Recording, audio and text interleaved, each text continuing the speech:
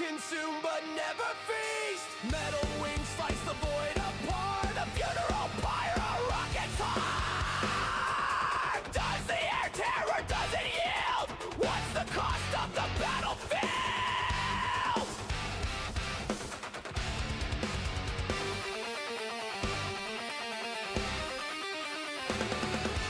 Polka-sonic retro propulsion. Fire fights fire in the sky's combustion. From plasma storms and blackout seas. Gravity's chains snap with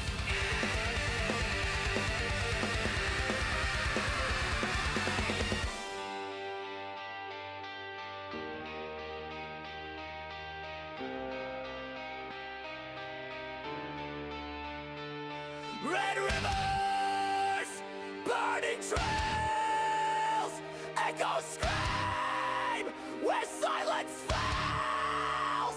Ashes rain, the sky won't care, but we keep climbing unaware. In another, in another, in another, in another, in another, in another, in another.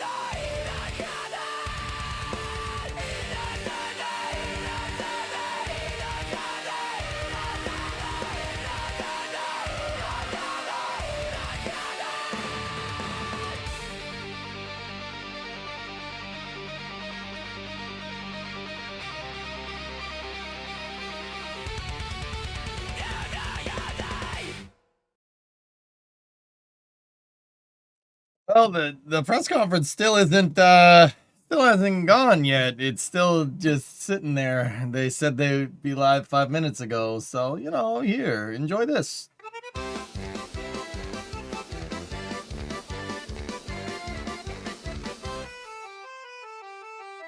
I spin in circles, I scream to the void. A fort in oasis, my rage is employed. A storm in my chest, it burns and destroys.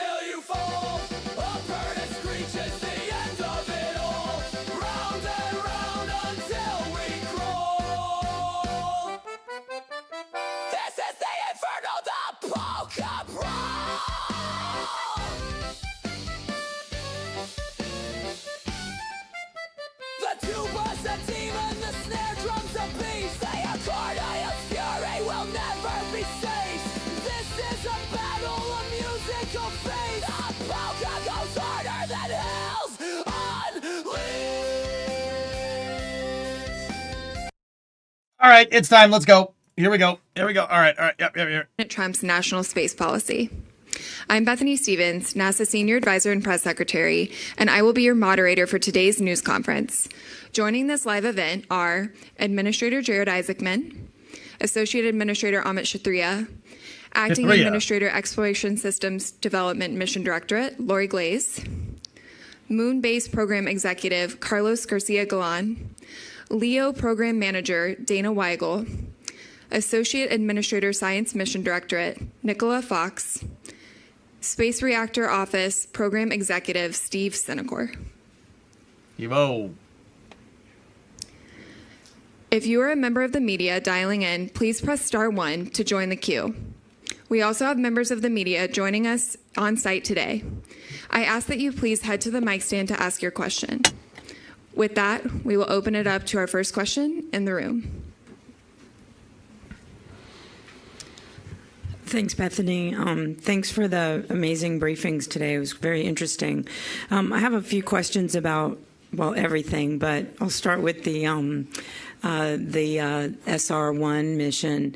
Can you just describe a little bit about how you would select a launch vehicle for that, if there's going to be some special requirements since it will be carrying a nuclear payload, and what sort of DOE, EPA, other agencies might need to be involved in getting a mission like that off the ground?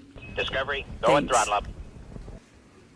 Sure, yeah. So to launch a nuclear system, we have to go through the INSERB, the Interagency Nuclear Safety Review Board, and there's 7 agencies. All they don't approve it, but they look at the safety record of your spacecraft, and in that it also includes an assessment of the vehicle. And so we'll look what vehicles are out there that can launch us that also would have a reliable record of launching safely to space. And that's something we do all the time in science. We're launching Dragonfly with a nuclear payload, Rosalind Franklin with a nuclear payload, so it's something we do all the time. Are there any vehicles in particular that are already eligible for that? Is it a special certification for that? Burger Man spotted! Internal to NASA, what we'd look at is what's in the Launch Services Program portfolio for that capability. Thanks. Hey, good afternoon. Micah Maidenberg, Wall Street Journal. Maybe for the administrator, are you going to need to cut any programs, existing programs, to find resources to pay for some of the new initiatives that you talked through today? For example, just the moon base, kind of rough math, $3 billion a year, $20 billion over 7 years. Gateway goes away. That's about $1 billion a year. It seems like there's a gap there. So cuts on the table. Do you have to find new budgetary resources or other funds to pay for some of these ambitions? Thanks. That's a question you receive quite a bit, and I continuously refer back to that NASA does not have a top-line problem. This is just where we choose to concentrate our resources. So if you take a look at 26 appropriations, almost $25 billion, you got a $10 billion plus up from the one big beautiful bill, of which a very decent portion of that was Gateway. So when we refer to repurposing, pausing and repurposing resources from a orbital outpost to the surface, you're drawing on a lot of resources that we have available. We talk about concentrating resources on the needle movers. When you think about it, we have a science technology mission directorate that's working on a lot of next generation capabilities for expanding humanity's reach in the solar system. We're going to concentrate those tech developments on the moon. Our science mission directorate does CLPS missions. That's going to be concentrated on the moon. So you're basically looking across the various mission directorates and making sure that if you have a component that and resources that they contribute towards one of the major objectives in the president's national space policy, like the moon base. And again, I would also point to, CLPS were being served incredibly well here on a program that was designed from the start to provide, very affordable missions to the lunar surface. Now, if they were reasonably affordable when they were, relatively bespoke and infrequent, again, at 3 or 4 missions a year, we fully anticipate those costs down when there's multiple providers that are able to compete for these opportunities, and you're signaling demand for like upwards of 10 a year. So again, $25 billion a year plus a $10 billion plus up. A lot of things we're talking about are still in the 10% or so of our budget, on a multi-year period.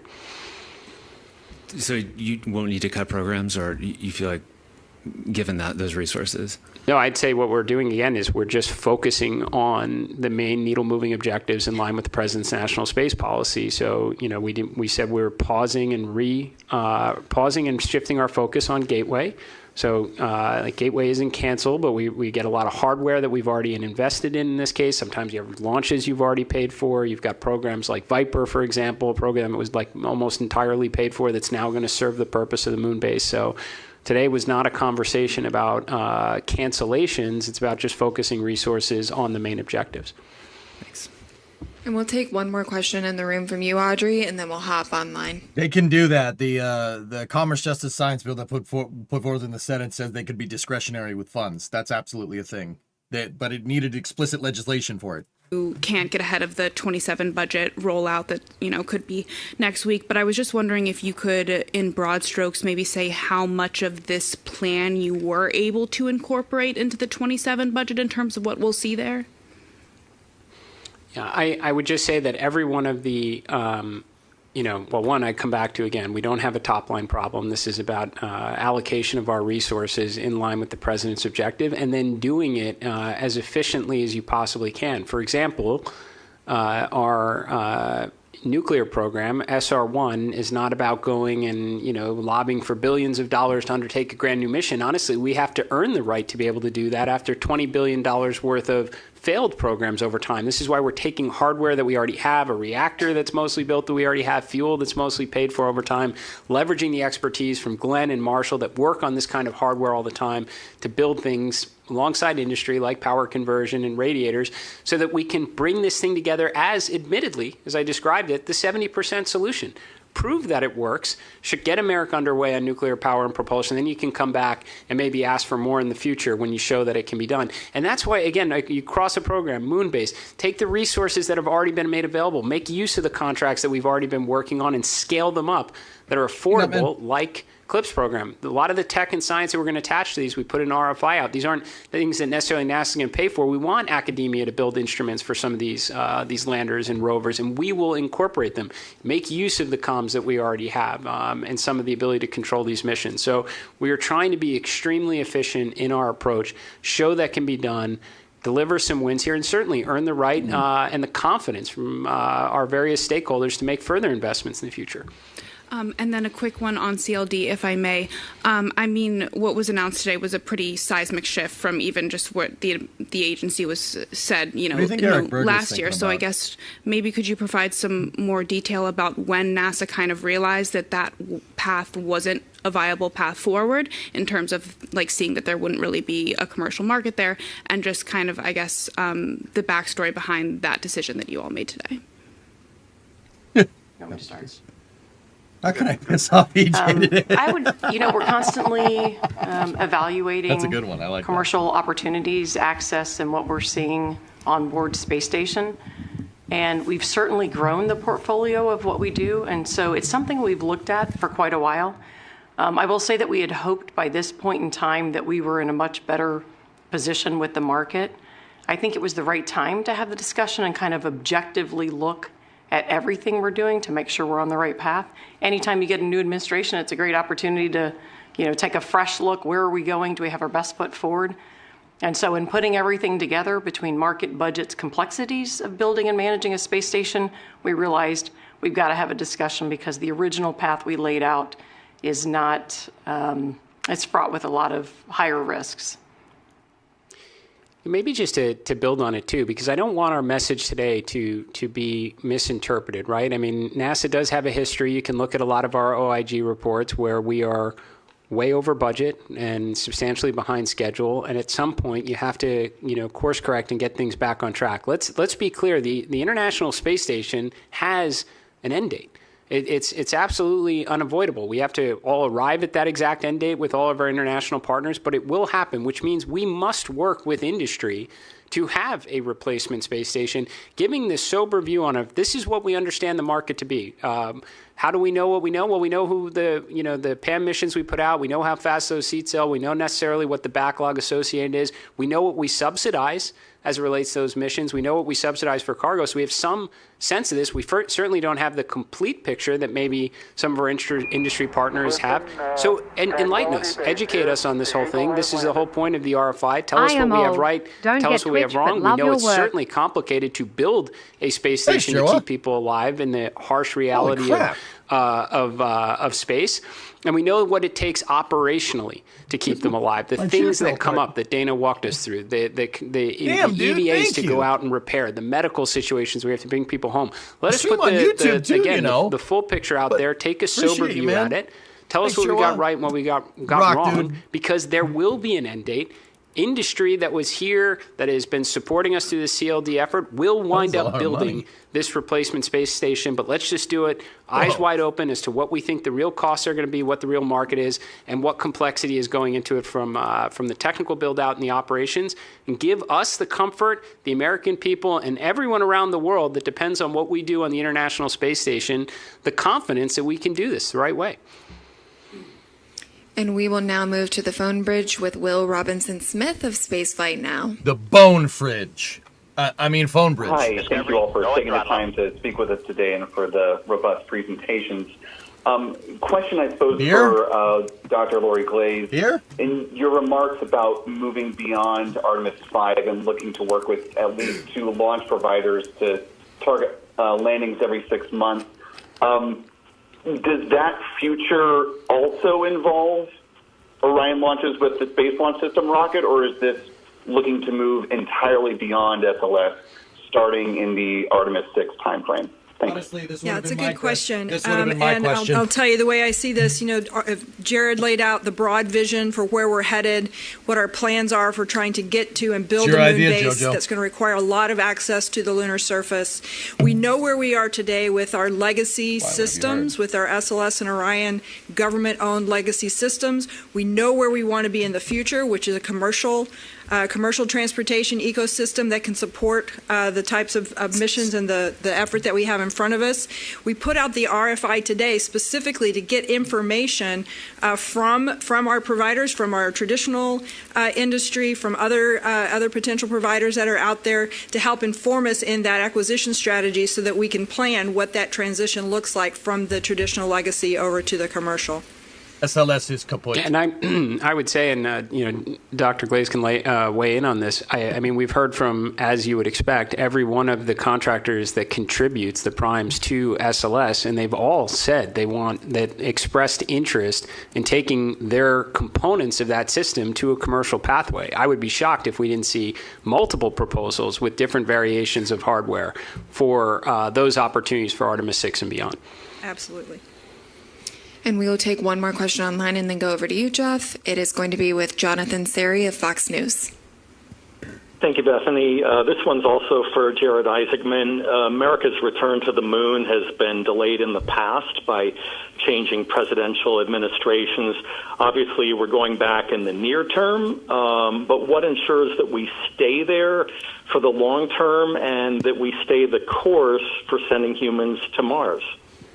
Well, I mean, that's a great question. Honestly, that was a lot of what today was about, specifically NASA's response to President Trump's national space policy, which calls for exactly that. Please do not go back to the moon just for the footprints and the flags. You must pick up where we left off more than a half century ago. Build the moon base, create an enduring presence, and if you're going to build a moon base and have an enduring presence, then you better undertake missions with great frequency, and if you're going to take great missions with great frequency, they have to be affordable. That's what we laid out today. What's within our current plan that we can optimize to get to higher launch cadence, and what does the future look like many years down the road after we've already gotten back to undertake missions again with frequency, and then when they're there, talk to us about the base. We're going to take it in phases. And every one of these is designed to make a lot of use of the resources, the contract vehicles we've already had, so that the time, money that's gone into it through those various administrations serve the bigger purpose. Why we're leveraging CLIPS, why we're leveraging hardware from our various nuclear programs, which goes to your next point of where do you go after the moon? Well, the moon is certainly going to be our technology proving ground. We have our various phased approaches, power, surface mobility, and such. But what we want to get to is in situ resource manufacturing. So you can take the ingredients from today's ignition event, which is nuclear power and propulsion, and the experience we get on the moon with in situ resource manufacturing. That's going to be key components to sending Americans to Mars someday, and then being able to bring them back home so they can tell us about it. We'll head over to you, Jeff. Good afternoon. Jeff Faust of Space News. Question for the administrator. What discussions have you had with members of Congress about the proposals you've laid out today in terms of securing support for reallocating funding or any language you would need in the NASA authorization bill to carry out these programs? Good question. We've had extensive conversations. I think we try and at least have a no surprises policy. So having conversations with congressional leadership, having conversations with the White House, with major industry players that are contributing into these efforts. We had to have those conversations. Me and Jared in major industry, we all had a conversation on standardizing SLS, increasing launch cadence. And I think you saw a lot of members of Congress come out in support of that. Senator Cruz and the work he's done already on the Senate reauthorization bill, I think you'd find is very much in line with what we shared today. I noticed he sent out an ex-post of support on this. So I think everybody understands what's at stake right now. Meeting the moment. When I say that, success and failure comes down to months, we mean it. All right. And I think it's hard to look at the approach that we've had up till now on some of these things and say it was perfect, just let it be. I mean, Artemis 2 had to go back into the VAB to relearn some lessons that we should have captured coming off of Artemis 1.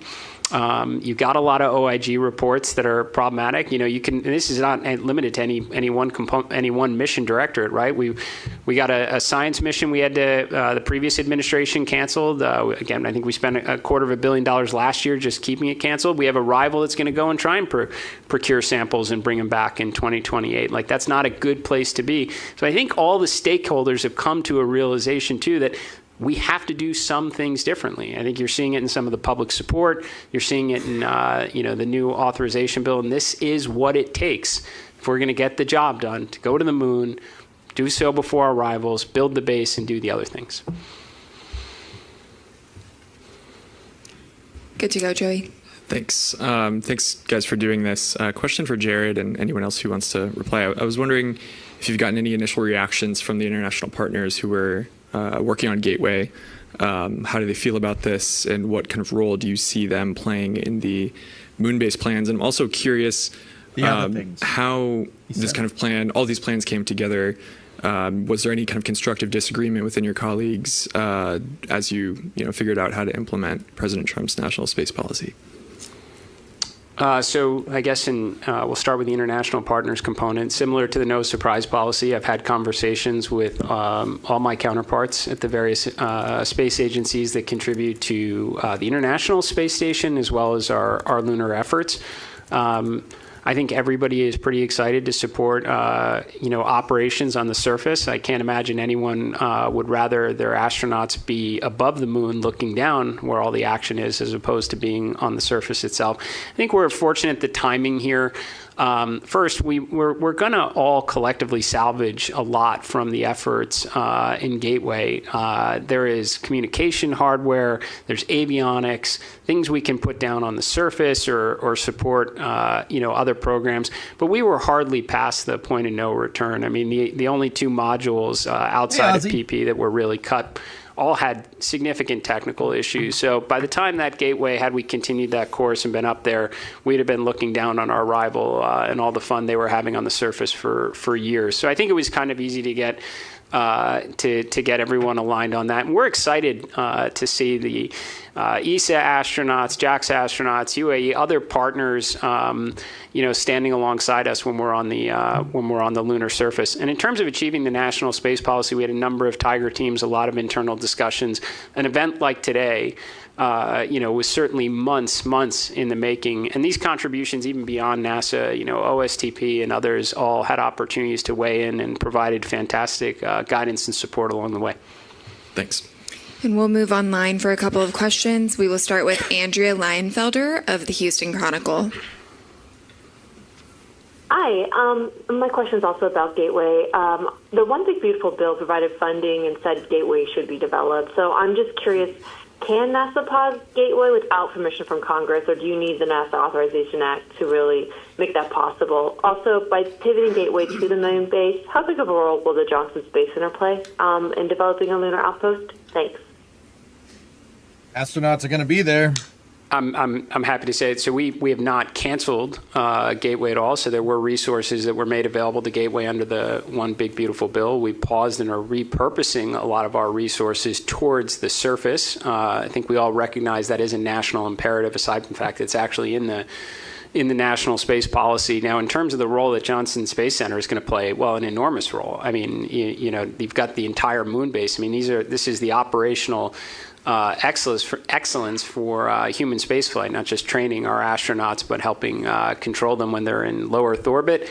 I fully anticipate that to be applicable on the surface where we all want to be. So I put it in my workforce letter, which we did put online earlier. Then when we talk about pause and pivoting, that includes the workforce as well as the resources towards the primary priority here, which is building the moon base. And we'll go to Marcia Smith with Space Policy Online. Thanks so much. I think my question is probably to Lori. I'm curious about the new allowable orbits.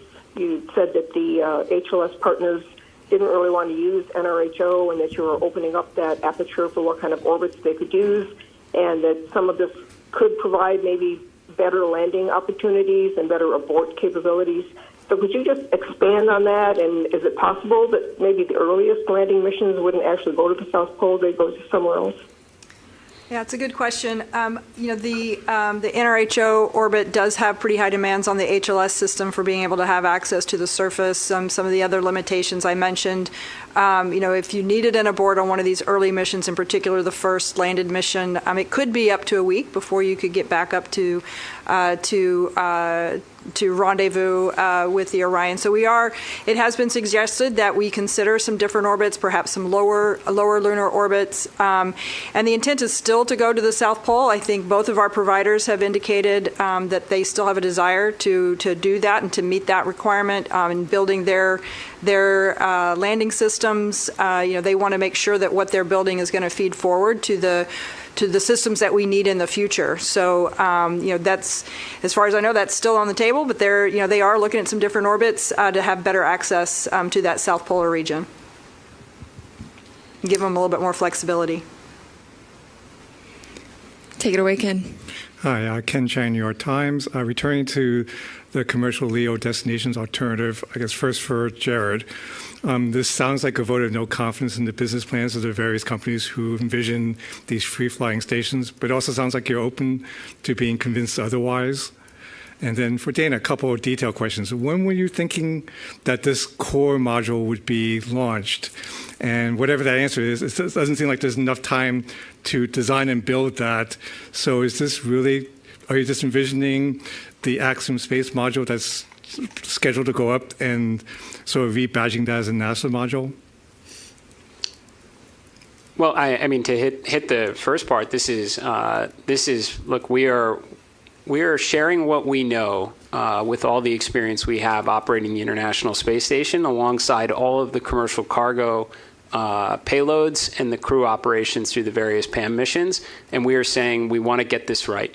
I mean, that's really the thing. I mean, we talk a lot, Nikki's going to like this, about Roman being on time and under budget, because it's the only program we can say that about. So we're trying to get back into a rhythm. We're being very transparent, replacing the International Space Station, which is not optional. No one's here trying to make a case of keeping IS up until the end of time, and I don't think our international partners are behind that at all. So the idea is to make the transition the right way, and we have to put everything out on the table on this one right now. We $10 billion plus up in the One Big Beautiful Bill. $250 million of it was for a replacement for a commercial space station. The idea is always, from the get-go, depended on multiple customers out there, NASA being one of many, and we're saying, explain it to us because we have to get this right. Talk us through the technical elements of it, because it took us a long time, and we had to learn. There were a lot of lessons learned, so we want to make sure those are transferred, and we will owe that to our partners to make sure they have that information as well. There's operational considerations. We'll put it out there. There's two pathways. Convince us on the first one, which is totally fine because we have to do something here. We acknowledge that. Doing nothing is not an option. It was in red on Dana's slide. And then here's the alternative one where we look at it as more of an incremental approach that brings down some risk. Both options are on the table. We're not dragging this out. The RFIs are out, I think, either today or tomorrow. We're having breakout sessions tomorrow where we can hear back from industry. What my hope is, we've got an opportunity here for right from the get-go in phase 1, 3 modules. There's a lot of companies who have been working hard on this. What I want to see companies say that I've got it. I'll make that module for you. We'll prove out those capabilities. We'll show it. And it'll be the setup for a very successful commercial space station thereafter. We have the confidence. Here's the data behind it. And another company says, I've got that module. We're there. Here's our approach to doing it. And that will someday turn into a commercial space station. We're putting everything out there to get the feedback to go in the right direction. So this is not an over budget, behind schedule program that puts America's presence in LEO at risk. I would just add for your question about the core module, the capabilities needed and the specifics I shared today are not aligned with any one vendor, but they have all been working on technologies and capabilities that are foundational to a space station. So my hope is there's a lot of broad interest in the core module overall. And I think there are a lot of capabilities that are in design, on their way, and that are applicable. In terms of how long it will take, I don't know. We're going to get industry feedback. We're going to work with industry. We'll see who's interested. We'll see where we go from there. But some of that's going to be iterative in terms of trying to understand the specific path forward. We'll move as quickly as we can. This is critical that we get this right. So as you saw today, we're pressing towards a draft RFP in just a few months. So we're going to press fast. I like Dana. Dana's cool. Eric. Eric Berger, Ars Technica. Question for Amit, I think. Just curious where the NASA workforce is today, sort of from a confidence standpoint, from a sort of an attitude standpoint. 2025 was a very difficult year for the space agency for a number of reasons. I won't go into them, but I think we all know them. There's now finally some clear leadership, but today and in the last few weeks, you've announced some really wrenching changes to how the agency does, and I think some of them are probably pretty good, but it's changing people's lives and the things that they've been working on, which has been a problem for NASA in the past. So I'm just wondering, where is the workforce? In your opinion, you talk to them, you were here, you've been here a long time, you know them. How are people sort of dealing with this change? It's a great question, Eric. I would say in general, the workforce is hungry for leadership, and they've got it now. The clear vision is there. I mean, everything we're doing now is, and to your point about we're changing things around, we're making kind of reallocations, and we're being honest about where we are in a lot of other cases. I would say, generally speaking, almost all the workforce is also very appreciative. We've had feedback saying that some of the things we're saying are like therapy to them in terms of things that we've known, but we just haven't been able, because of the constraints we've been living under, to kind of deal with. So that's been a thing that a lot of folks have been just kind of wow, we can say what we think and do the things that we know we're supposed to be doing. The idea that we're going to bring, the spirit of what we're doing, getting people closer to the work, stop watching things and start doing things again, I think has really energized the workforce tremendously. There is going to be some, because of some of the changes we've seen here and some of the ways we have to reallocate resources to work, some of folks, their projects might get changed. But I'll tell you, I think you all saw, we got a lot of work to do. And one of my messages to the workforce is that, hey, we need every single one of y'all to help us. We need, maybe the job you're doing today is going to be different than the one you need to be doing in the future, but we're going to need all hands. We're going to bring in new hands. We're trying to really get focused and aligned to the mission. So I would tell you, I mean, I spent all day on stage listening to the boss, but separately, like when I go and I'm almost certain as we've been traveling around that this is a huge shot in the arm for the team. Okay, thank you. Nice. Jackie.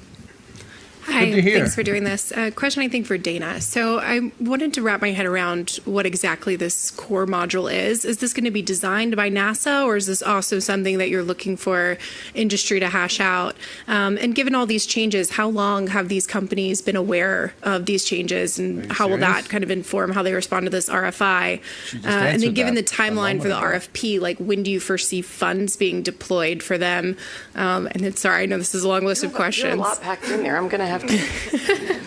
I'll pause there. Maybe I can have a follow-up. Okay. Let's see. Let me back that up. You're going to have to unpack that.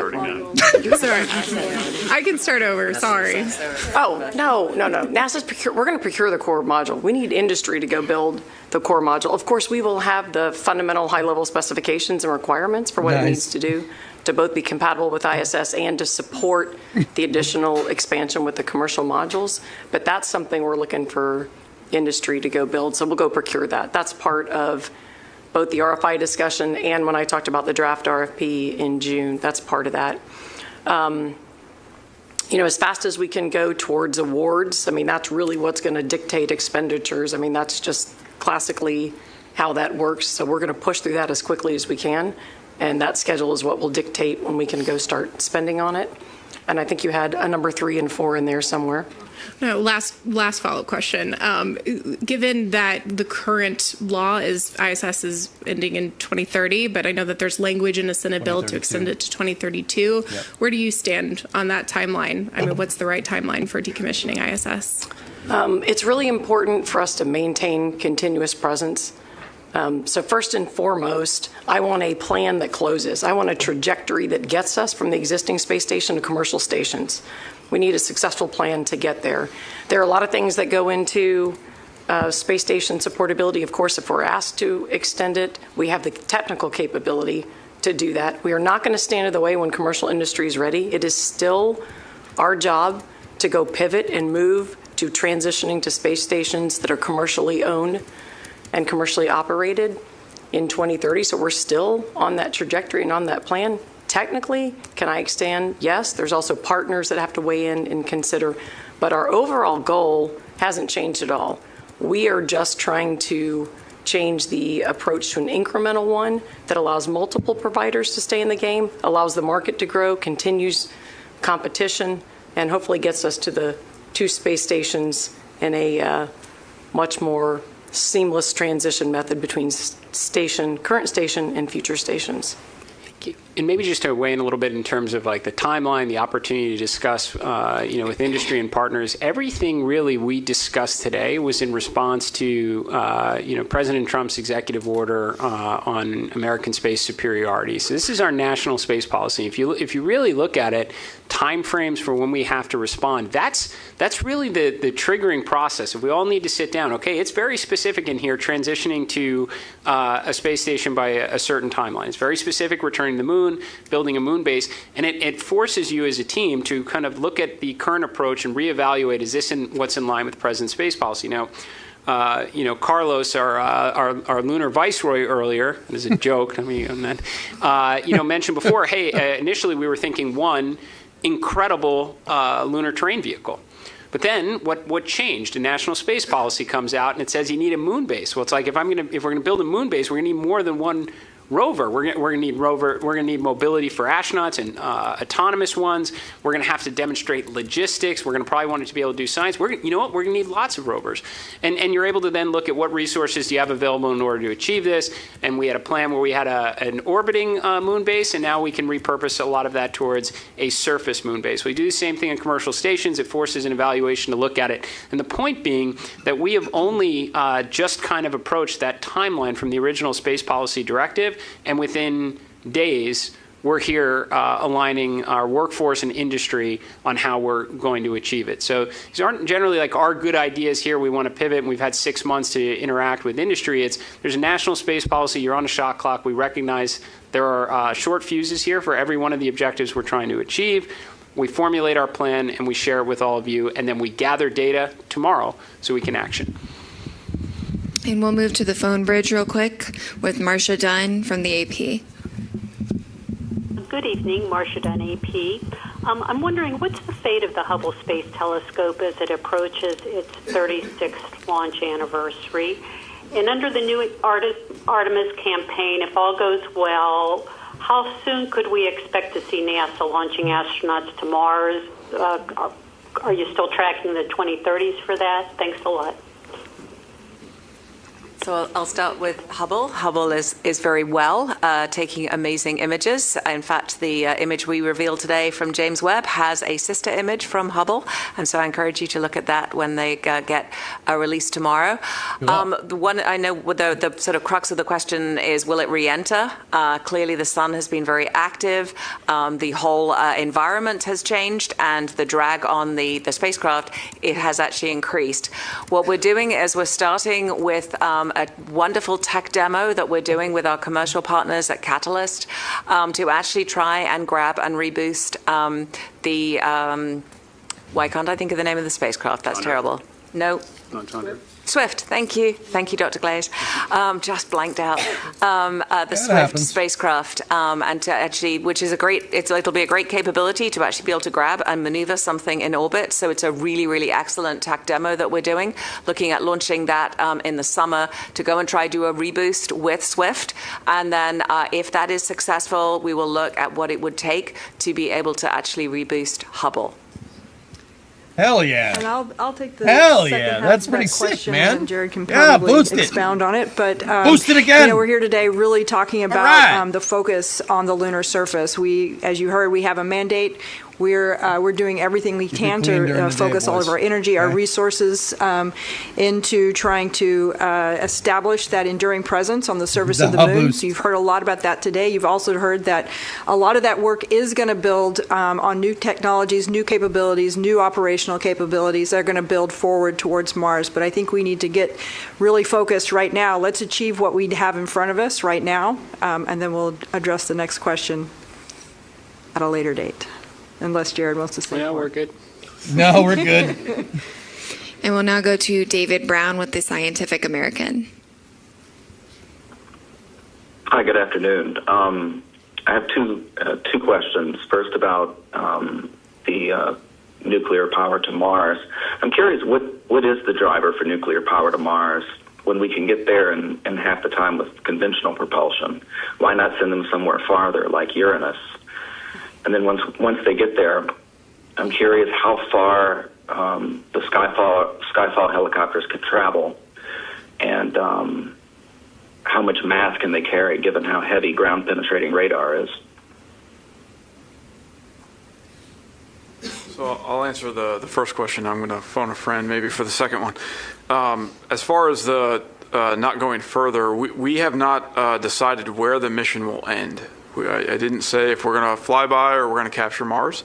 I think the team is still looking at exploring the opportunities. Once we drop off Skyfall, what do we do with SR1 Freedom?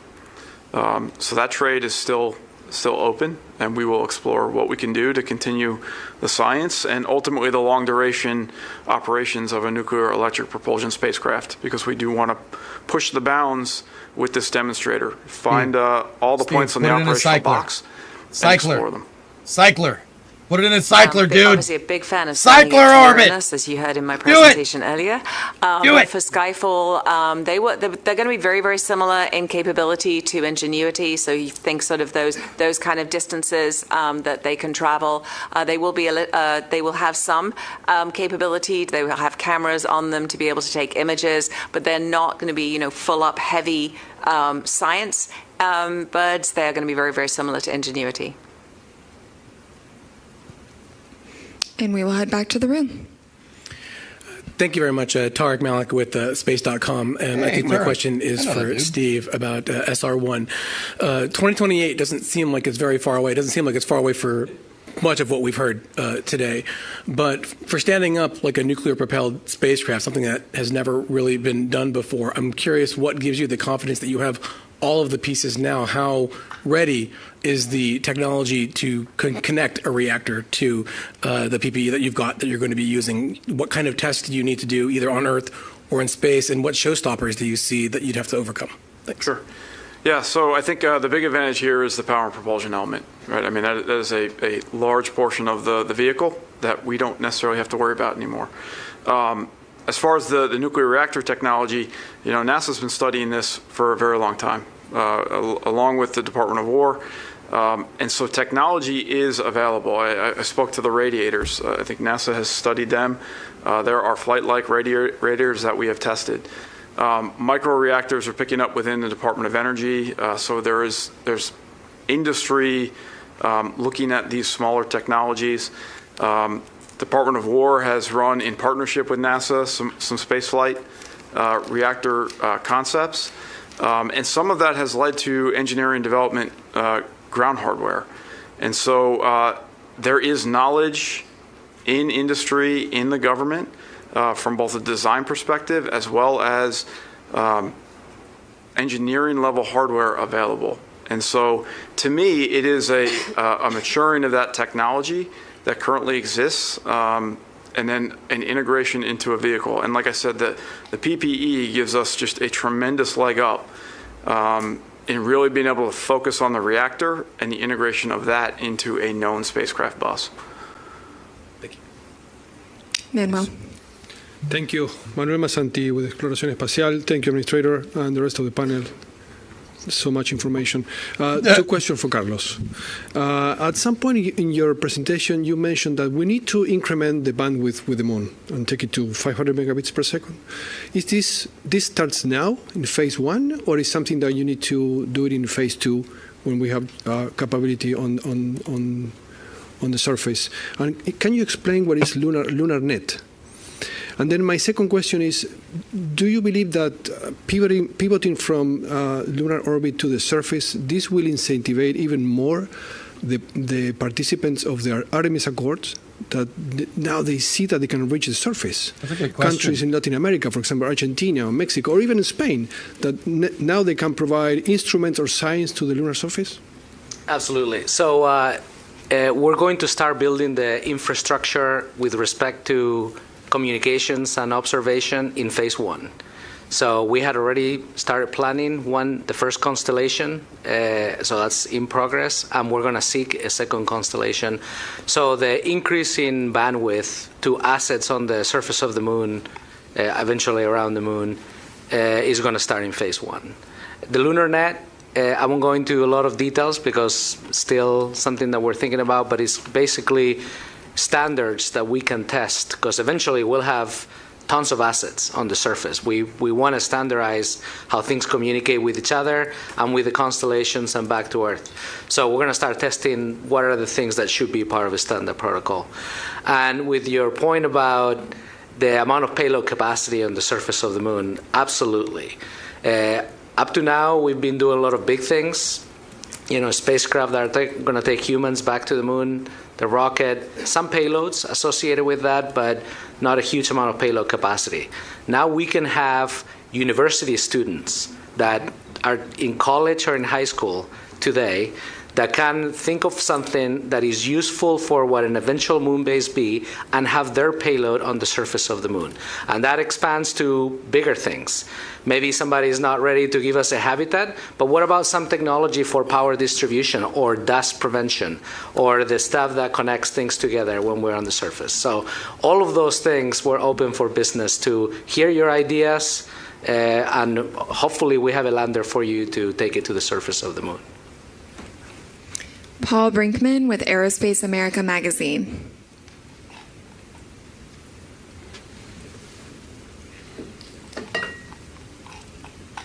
Or we'll go in the room. Hi, I'm Jacqueline Felcher with Payload. My question is about the changes to the CLLD program. I'm curious why you think the market that NASA thought would be there when the program was originally envisioned isn't there now, if it's policy hurdles or technical hurdles, or if NASA's predictions were just wrong. Anything you can share about kind of why that commercial market isn't there as intended? I would tell you a couple things. First, I think you know this, and we've said it a couple times, but we can't actually force or create a market. We do spend time getting independent market research data. We do that periodically.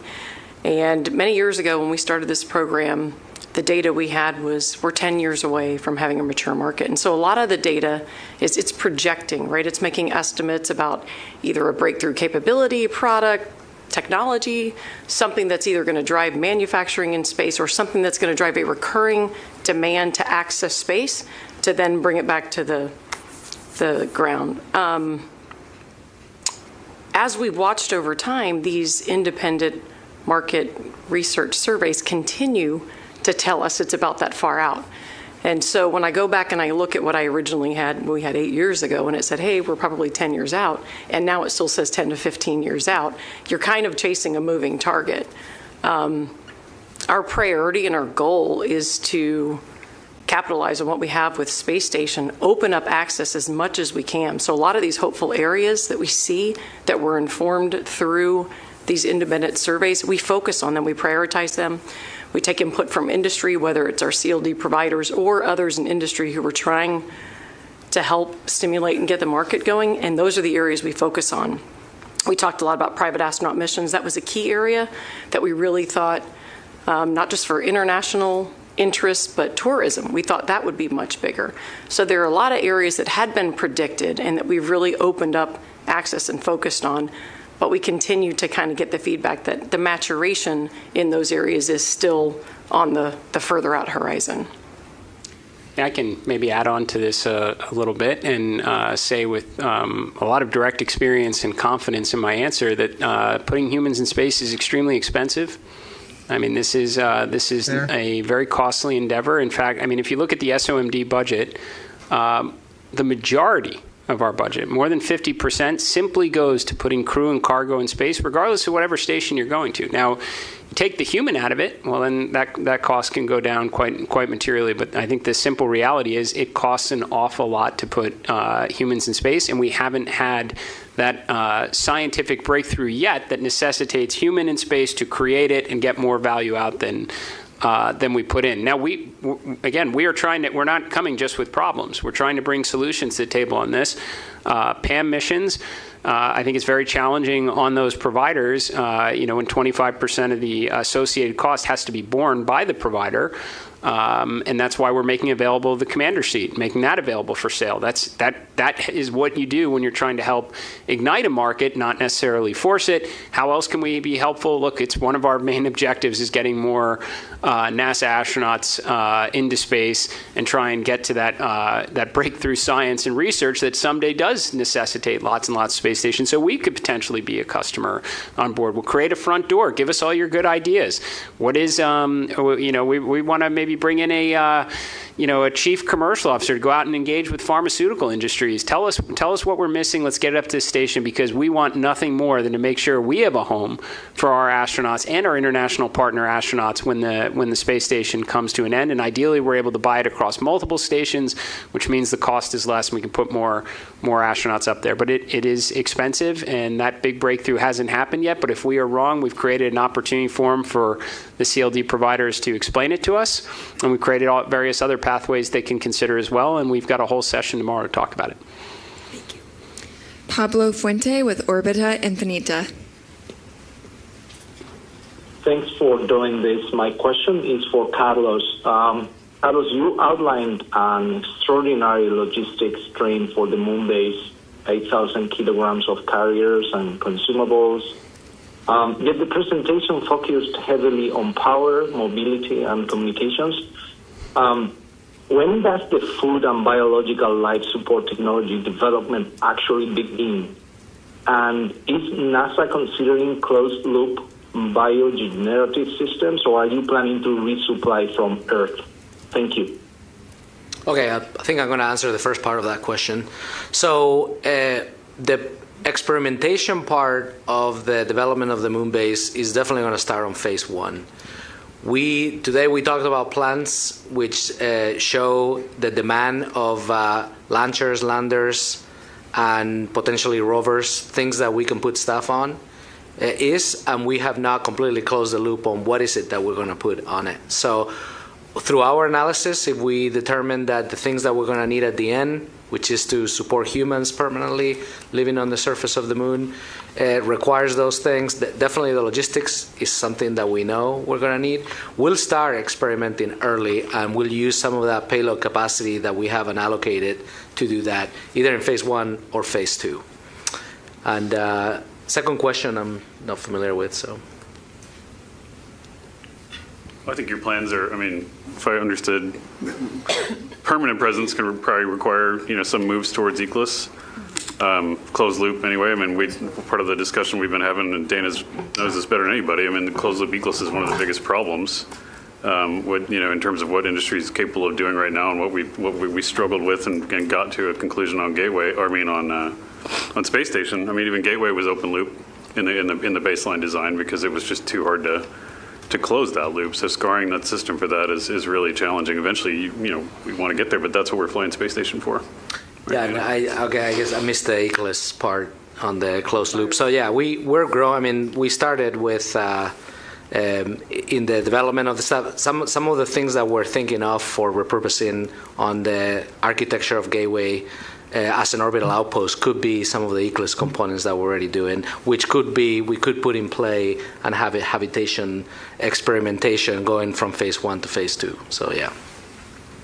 And I know we have all had a long ignition day, and since we are nearing the end of this, I'm going to go ahead and give you last question, Sana. Okay, cool. Thank you. Hi, Sana from Bloomberg News. Thank you for doing this. Following up on Jackie's question about Gateway, I was just wondering how much advance notice NASA gave its international partners of all the changes being made. For example, I know last week ESA released a schematic of the Gateway with its habitat module attached, and I also believe ESA's Director General noted that they hadn't seen the new proposal ahead of the meeting.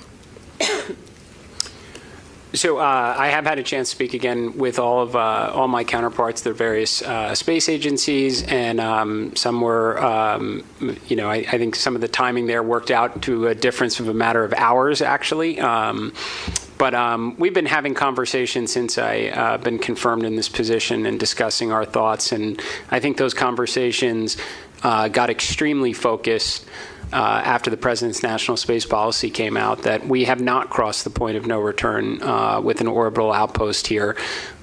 We have an opportunity to repurpose resources. I think we, again, all universally agree it is better to have an astronaut on the surface than it is looking down from above it. And in terms of the learning that we may do, from science to tech demonstrations that will inform future missions to Mars, that's going to happen on the surface. So, some of the timing probably, again, came within hours, but we've spoken with every one of our partners, Canadian Space Agency, pros at robotics, where can we apply this arm? We've got lots of good ideas, very constructive conversation, same with all of our partners. Again, I think we're envisioning a future here, which is part of why we gave a demand signal for 2 different pathways to the moon with frequency and affordably, where we're going to be able to stand on the moon with a lot of our partners in the years ahead. Yeah, if I could just finish with the question before about, with the moon base, like how other countries, other Accord signatories, how the rest of the partnership might see themselves now a little bit more presently in moon base rather than, up to this point. I mean, I think that's a really important observation.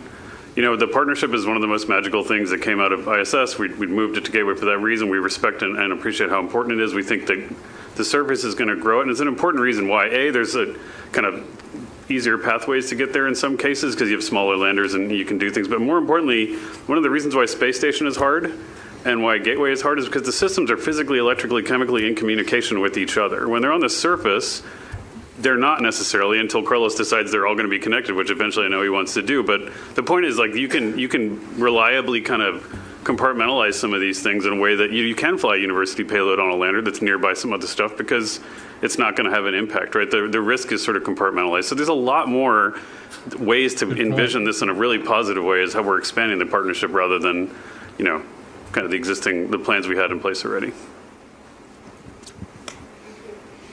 And with that, we are wrapped. Thank you. Thank you. Wait a minute. Where's Ryan's question? Thank you for your participation. You may disconnect at this time. Oh. I guess NSF gets the shaft again. That's great. I love that. Love that for us.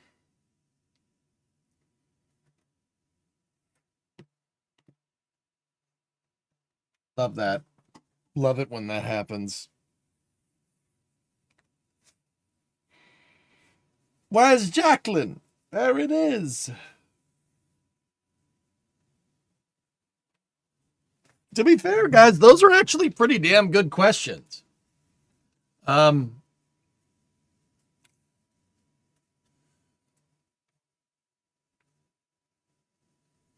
those are there were some pretty decent questions in there. I don't really have any problems. There was no one particular question that stood out where I was like, you know, yeah.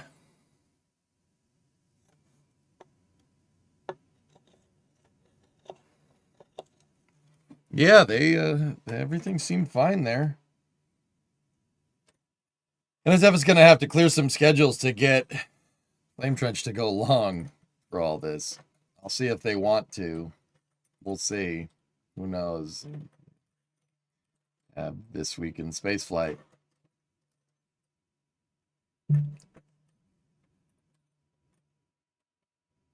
The Hubble was a bit of a curveball, but we got a good answer. We did get a good answer, right? Yeah. No, sweet. They want to try to boost the Swift mission so they could diagram out boosting Hubble. That's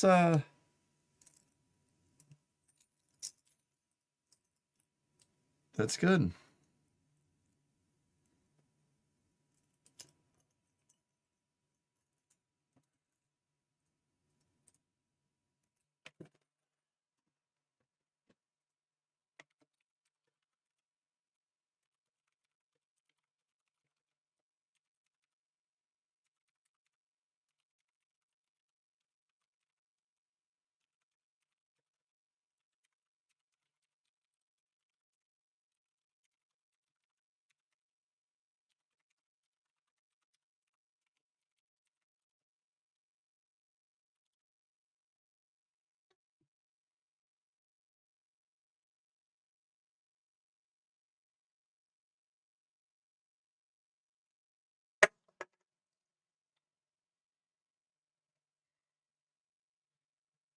Really hope they are thinking of using the Gateway hab on the moon.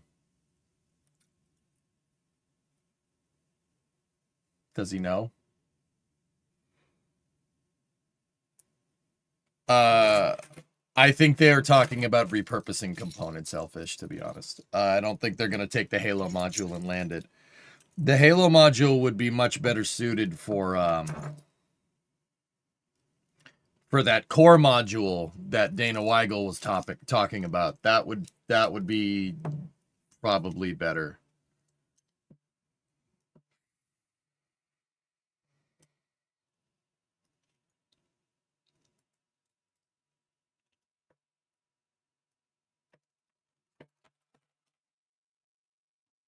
I was so not prepped for the power and propulsion element to Mars. Dude, I thought it was like PPE derived, man.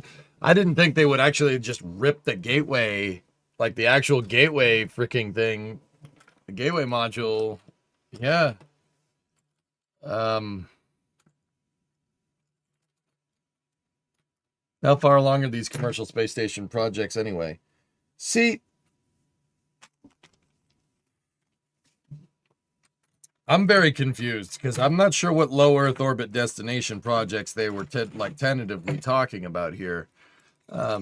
My guess is that they're mostly referring to Axiom, because VAST seems to have their stuff together and will have a functioning flight-ready payload by the end of this year. You know? Yeah, spoiled. Well, Axiom is bending metal too, but VAST is much more...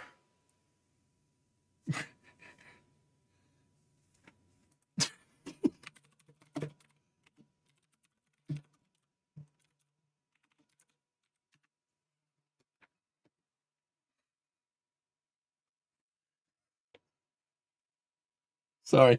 Yeah, it's a back channel. I'm sorry. Jared ripping apart programs and then trying to repurpose them seems, yeah, Blue Reef, maybe. Yeah.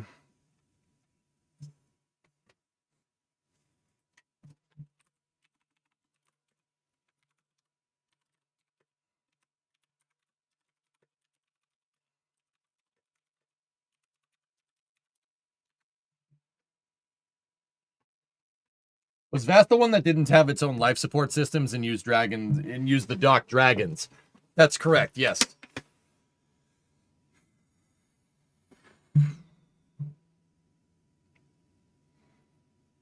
Axiom's not prepared to do space station components. They still want to do it, but they've postponed their space station components because they vastly simpler. Because they what's the word?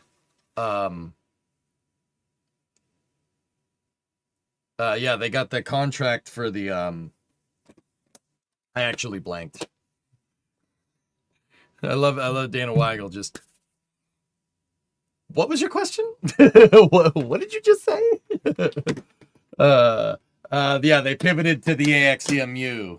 Not pivoted, like I think that Axiom being so close to Johnson Space Center and being full of ex-astronauts, they had a lot of connections at NASA, so they were able to get contract solicitations that they normally wouldn't have gotten because they had so many ex-astronauts on board on the company. So we'll see. Yeah, they pivot. They got the EVA suit contract and them doing the EVA suit contract isn't necessarily a bad thing, but it was at the behest of commercial low Earth orbit destinations. I said that exactly at the time. When they got that suit contract, I said, well, that's going to screw the ISS and commercial low Earth orbit destinations inadvertently, and there you go. Extravehicular blocko. Yes. Extraterrestre blocko. VAST did complete the mission test of their satellite, so they have flown components. Okay? They went after both, and they may lose both now. Yep. Funny how that works. Do. Bow, bow, bow, bow.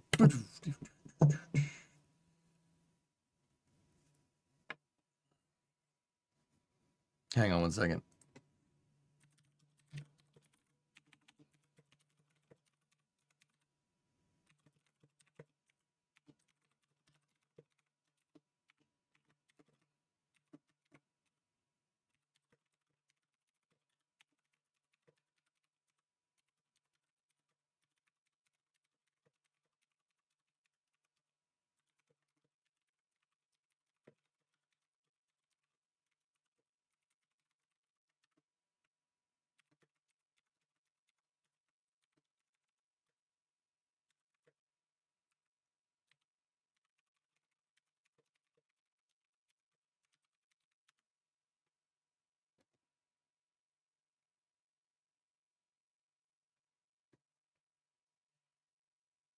X-Wing, what's up? Does Vast and Axiom have built-in extraterrestre blocko?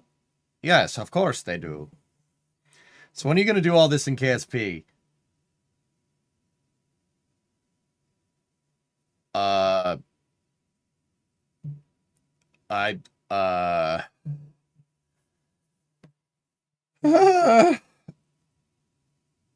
there news on Mars sample return? No, nothing, believe it or not, Triados. KSP doesn't have the nuclear module? The hell it doesn't. We'll make one out of RTGs.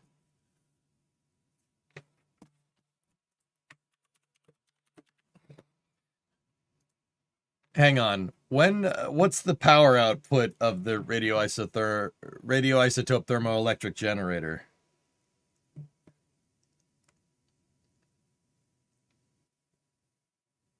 0.75 units of power a second.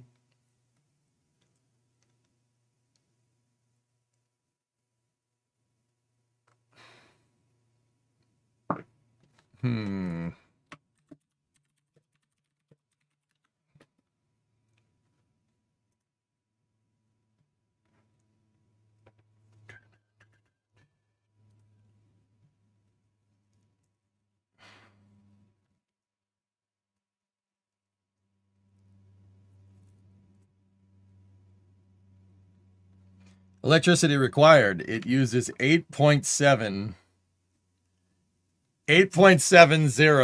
or 740 units of power a second at full power, which means we would need 8 RTGs to equate out for one engine.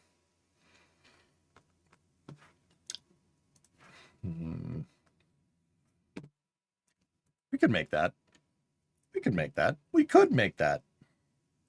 Could you overclock the Xenon engines with Cal? Well, yeah. Yeah, of course you could.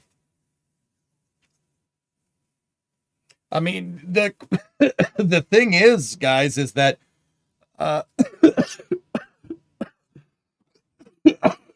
don't inhale spit. The thing is that you can overclock them, sure. Yeah, you could do that. You could do that in real life, guys. That's the whole point of the Freedom Probe. That's the whole point. Guys, new electric power is very scalable. You could just make it bigger. Just need thicker wires and you're good to go. I have that from guys that make them. The real question is, can you overclock the RTGs? No. We'd have to couple enough RTGs to make it, give it power output similar to a nuclear reactor. We could make that though. That's no problem. What's the power output on the Bacon power? How much thrust does this thing make? Bro, it makes 2 kilonewtons of thrust. Oh man. And uses 0.48 units of xenon per 4,200 seconds specific impulse. Ooh, Nelly.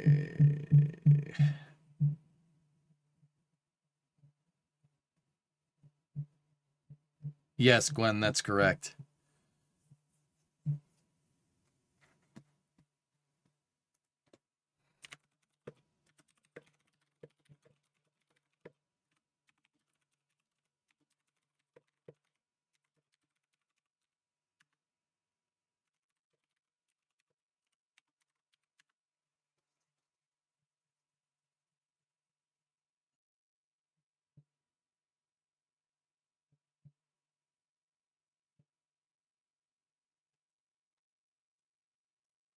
Anyway, guys, I am not gonna lie to you. So one of you guys asked me what was my favorite part.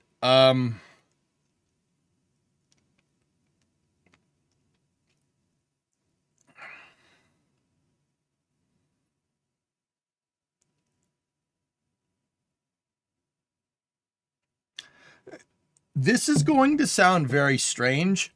I think the NASA operated core module for the ISS to help that a station that is specifically designed to foster commercial low Earth orbit stuff.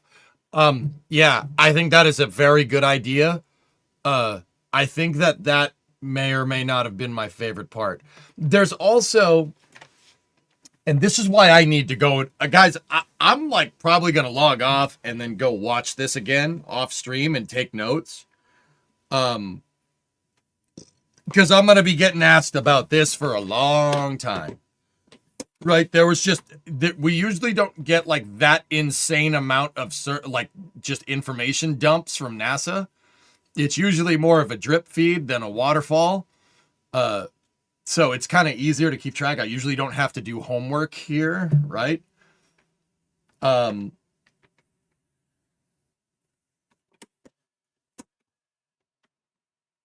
I think the ISS, a new ISS core module is a much better idea. That's a good call.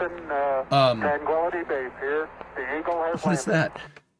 I dare you do this whole moon architecture in Kerbal mission mode and use it to teach people about space and science.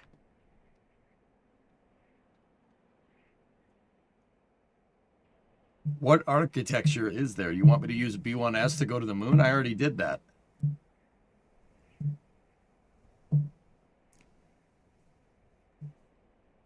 You could do this with a shuttle. We could do it with a shuttle.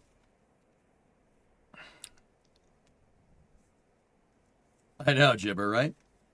We could do it with the shuttle. We could just put together a bunch of stuff with the shuttle, or you know, we could tool the pad up for. I predict flame trench content for a month. That sounds nice.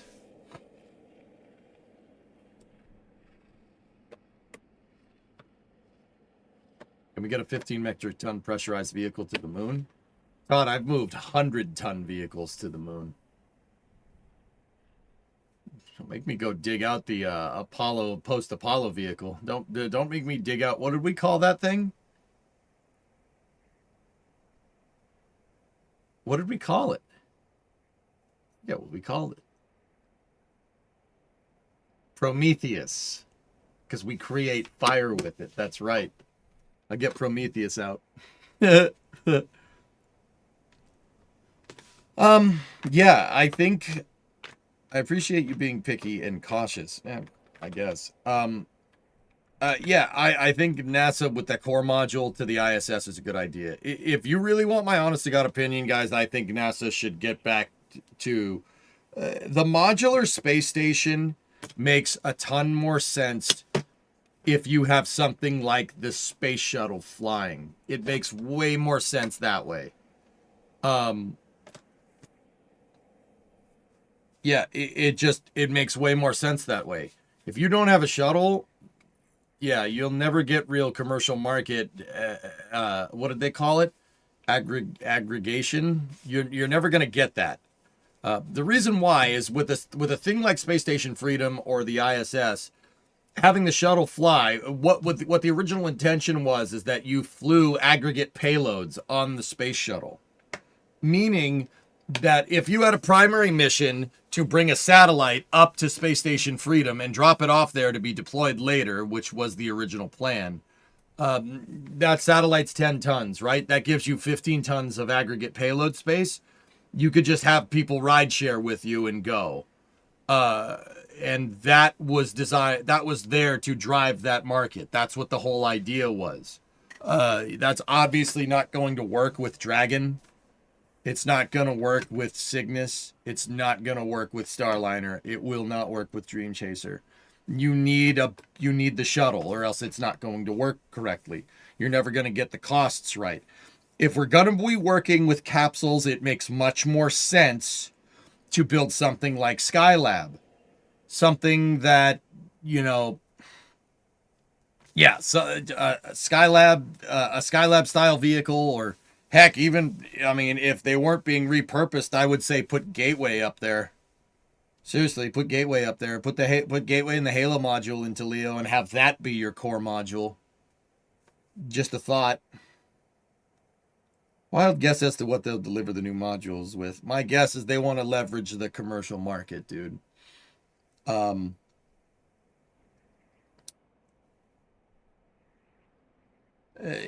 really...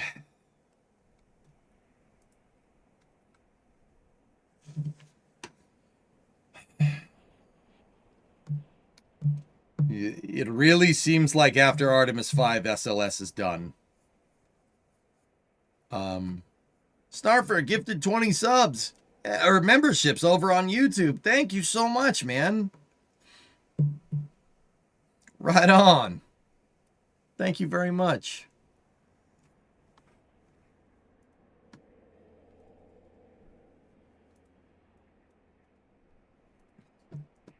I can't tell you how many times this has been linked to me today.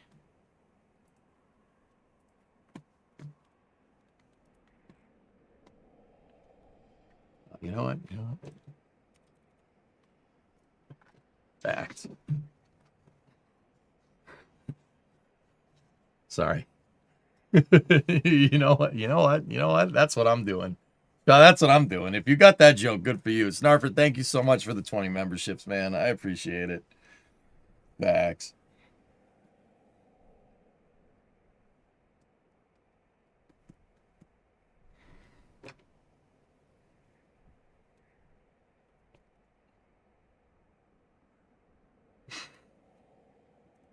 Sorry. Yeah, guys, I'm gonna have to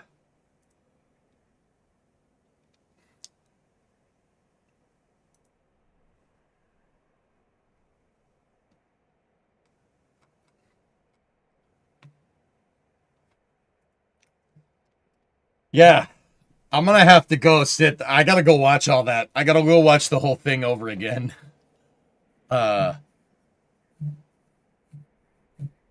Yeah, I rarely have to do this, but I got to watch it one more time. I just want to make sure that I understand everything here correctly.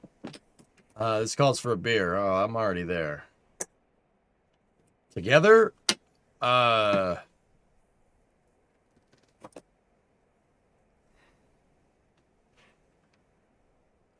was gonna do it off stream.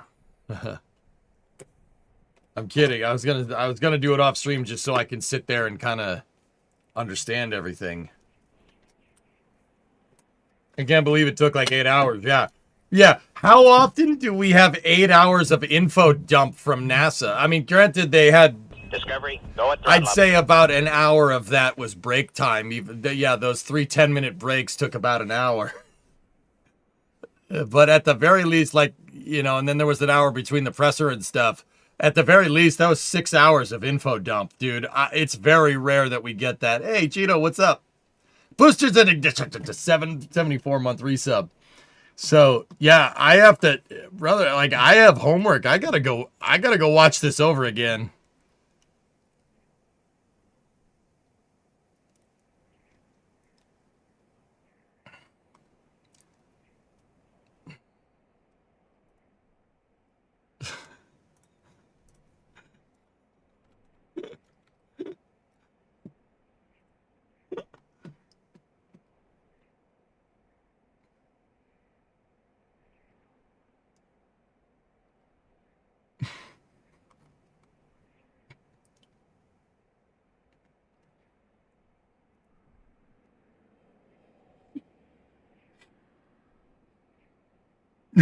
Yeah, no, it looks good, lads. Yeah. I just hope that they are,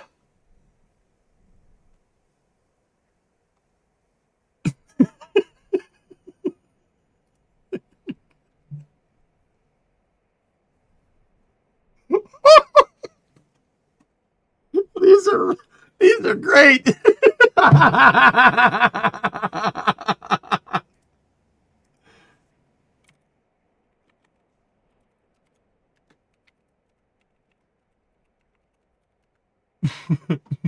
This is great. Face meme review.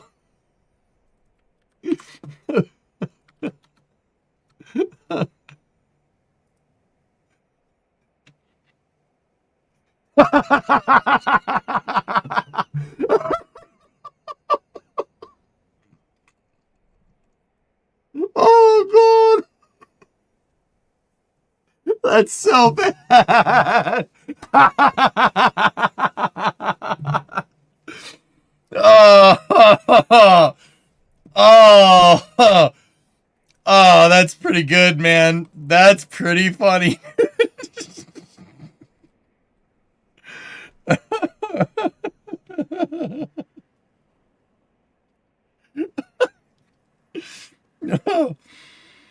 Oh. Oh. Oh. Okay. Space meme review has to be the TFT title. Oh no. Oh my goodness.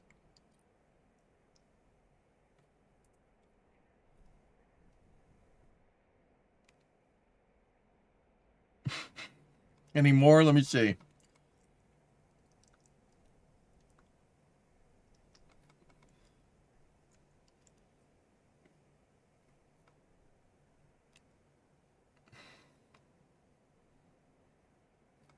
I'm looking for more. Oh. Nikki Fox definitely said take selfies with Perseverance. So, yep, she did it. That's cool. That's cool. Right on. That's kind of just a little bit of a side note, but all right.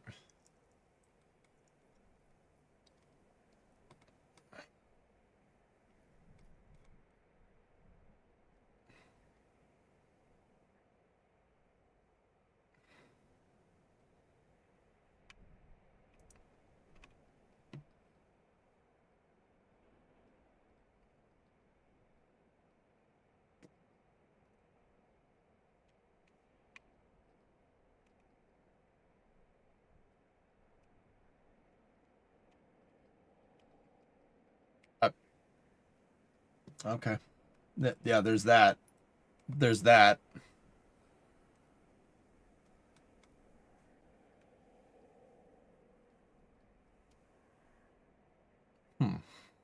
I mean, yeah. You ain't wrong. Okay. So, guys, that's what I'm going to do. I'm going to take the rest of the day and just figure out what the heck's going on here. Yeah, that was a long press conference. I just want to make sure I got a hand on this. I'm actually just going to go and watch this again right now. And just I might have to take notes. That was a lot. So I hope you enjoyed the coverage today. Like I said, we would be very light on the gaming today and very heavy on space news. So I'm going to take some time, make sure I understand this correctly. And we will resume our regular schedule tomorrow. I'm going to go ahead and say that we probably don't need to do a space news tomorrow unless there's any other information that pops up. So tomorrow we're playing KSP. Yeah, we're going to play Kerbal tomorrow. And then Thursday, Friday, I'm still not sure. Maybe Cities in Factorio, most likely. But yeah, I hope you guys enjoyed it. I got to go watch this. I'm kind of overwhelmed because I'm afraid I missed something. I don't think I did. I think I got a good gist of what's going on, but just in case, I'm actually going to do some homework for a change. So good night, guys. I will see you guys tomorrow. And yeah, we will resume the regular schedule. Should be fun. I'll see you then. Thanks for watching.